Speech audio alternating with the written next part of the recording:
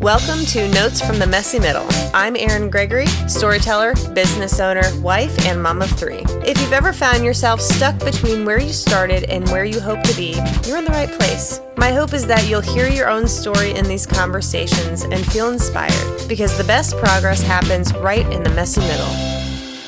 I've always been inspired by storytellers, and storytelling has been a great passion of my life, right alongside my kids, husband, our 3 dogs, and the jungle of 100+ plants in my house.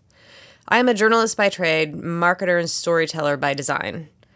The Notes from the Messy Middle podcast is where I share honest reflections, lessons I've learned, and sometimes raw excerpts from my draft pages of my first book that I'm about to launch. I hope one day. It's about the phase we all find ourselves in sooner or later, the messy middle. I feel like I've lived in this phase throughout the course of this book. It has been a constant pulling of me just to get the pages down. So naturally, that's what I came here to talk about with you all, the messy middle, where the hardest challenges usually shape the best progress. And since this is episode 1, I thought I'd back up and share how this book project even began. Since writing a book has been on my bucket list for as long as I can remember, I kept trying, but unsuccessfully. I didn't like the stories I told. They felt flat, and I didn't know what I was doing, quite frankly. Draft after draft of terrible nonfiction, a couple of love stories mixed in there, even a mystery or 2 that should honestly never see the light of day. Eventually, I gave up on the idea of writing for myself and just leaned into what I already know, which was writing for clients. Businesses, nonprofits, leaders, hospitals, variety of publications, you name it. That became my lane. Until this one story came along that just wouldn't leave me alone.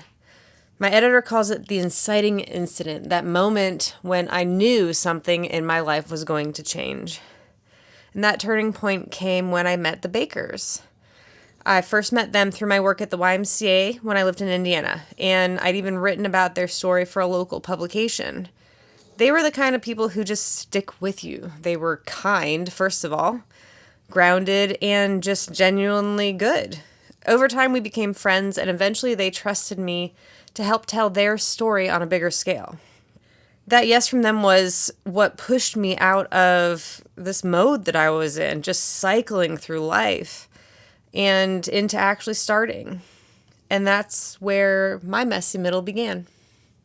What I'm going to read to you is the latest addition to my book, which I thought was done until I realized it wasn't.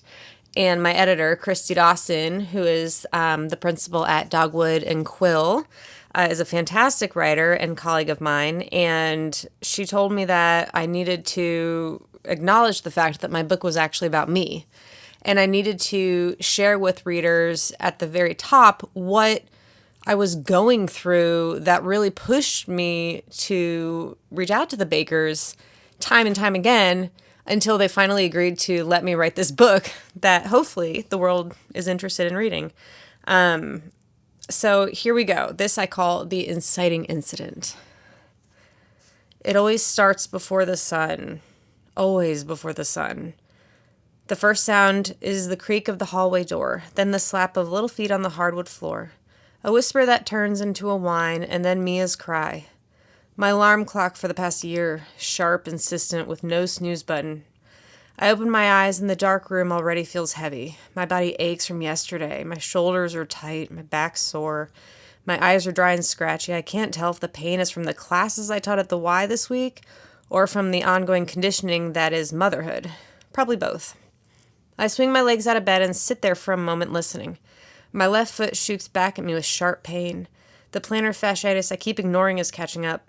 Every step feels like I'm walking on broken glass, but there's no time to deal with it. The house is never really quiet, not even at this hour. The heater hums through the vents, pipes groan in the walls. From down the hall comes the faint rustle of little feet, a whisper that means the morning obligations are approaching. I close my eyes, rub my temples, and take one deep breath. Then I push myself up. Coffee first. Always coffee. Not a delicate cup, a vat. I fumble with the machine, scoop too many grounds, and press start. The sound of it dripping is like salvation. I close my eyes just to inhale the bitter, rich hot. The only thing between me and collapse. I grab a box of frozen waffles from the freezer and pop a few in the toaster. Again, I used to care about stuff like that. Once upon a time, I was the mom who made everything from scratch. I steamed organic carrots, froze them in tidy little ice cube trays, labeled the bags with dates and descriptions. I read about cloth diapers and ordered every recommended baby bottle. I wanted to be that crunchy mom. I thought I would be. Then came my first child. Colic, a milk protein allergy, failure to thrive, torticollis. Suddenly survival became the priority. Organic be damned. Anything she could keep down was the goal. By the time daughter 2 arrived, I was already stretched thin. Daughter 1 was still a handful. Feeding her felt like a full-time job. Parenting her felt like a full-time battle. Then daughter 3 came along, and at that point, I stopped pretending. I became a robot in the kitchen, serving up whatever was convenient and checked the bare minimum nutrition boxes. If it filled their bellies and got us to the next thing, that was enough. Homemade started to mean a box mix where I tossed in eggs and milk and called it good. Pancakes from Bisquick? Close enough. Banana bread from a packet? Sure. At least it smelled like I had baked something from scratch. I'd watch them eat and tell myself it counted. And most days, that small lie was what kept me moving. Down the hall, I hear the shower running. Mike is in the bathroom getting ready for his workday. My workday started an hour ago. He will walk out in clean clothes, smelling good. I'm already covered in spit-up and syrup. I'm not bitter, not really. I chose this life, but my need to control everything works against me. Mia shrieks on my hip. I bounce her gently. I know, baby, I know. Mama needs coffee too. The kitchen smells like burnt waffles because I forgot about the waffles. Again, my shirt smells faintly of spit-up and my hair smells like dry shampoo and exhaustion. The clock says 7:15. The bus will come from McKinley in 30 minutes. Chaos in every direction. I am referee, cook, pack mule, problem solver. Syrup drips down the counter. A waffle slides off a paper plate onto the floor. Someone is crying. Someone else is laughing. Someone is tugging on my shirt. My phone buzzes on the counter. A message from the new CEO at the Y. He's pushing for progress, always pushing. Everyone needs something and nobody can wait for anything. And then, in the middle of it all, a recurring thought flashes through my mind. I have no idea how I got here. If having 3 little kids and trying to be a working mom isn't messy enough, then I don't know what is. Tune in next time for the second half of my introduction, also known as the inciting incident. Thank you for listening to today's conversation. I hope it gave you encouragement for your own messy middle. If you'd like more stories like this, you can find me on Substack and social media at Erin Gregory Creative, or visit my website at eringregorycreative.com. Until next time, thanks for joining us in the messy middle.